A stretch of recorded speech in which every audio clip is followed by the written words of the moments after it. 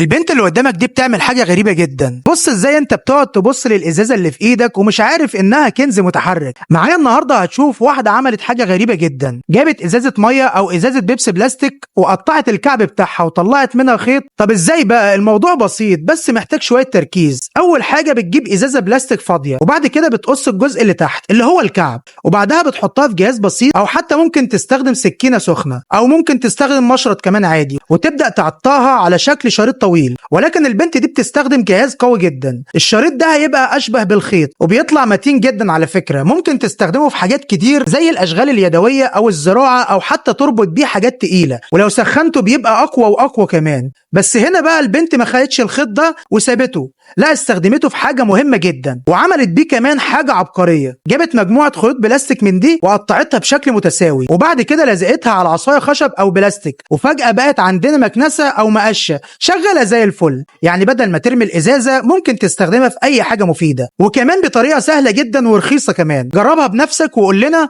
طلعت معاك ازاي. لايك وشير وسبسكرايب لو الفيديو عجبك.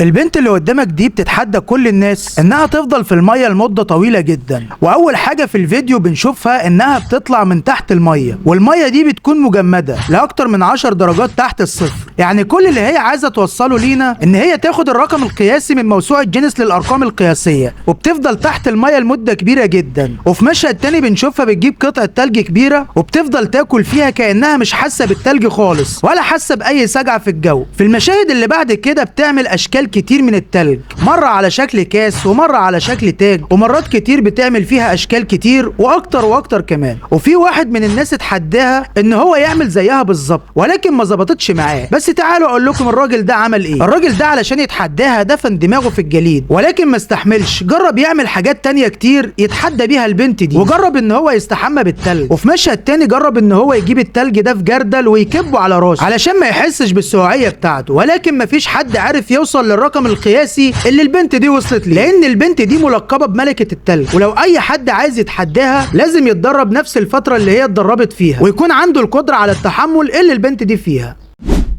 الراجل ده معاه فلوس كتير جدا وكل ما يقابل حد دايما يديله فلوس. في مرة بيكون بخيل ومش مستعد يدي حاجة لحد خالص، لكن في مرة تانية بيكون كريم جدا ويدي فلوس لناس مش متوقعين حتى لو مش عارفهم كمان. الناس اللي حواليه هو بيعمل كده ليه؟ وليه يوم يكون بخيل جدا واليوم التاني يكون كريم جدا؟ الموضوع ده بقى مثير جدا للاهتمام، لان كل مرة يتقابل مع حد بيروح مديله فلوس كتير قوي، وفي المرة اللي بعديها بتبقى مفاجأة للناس كلها، وممكن يدي فلوس لناس مش متوقعين. لكن السؤال دايما اللي كان بيدور في دماغ الناس دي هو كريم ولا بخيل؟ وكل واحد بيشوفه بطريقه مختلفه، وكل مره بتشوفه بتحس ان هو في شخصيتين مختلفين، والناس مش قادره تحدده هل هو كريم ولا هو بخيل. ويا ترى هيكون حالته ايه المره الجايه؟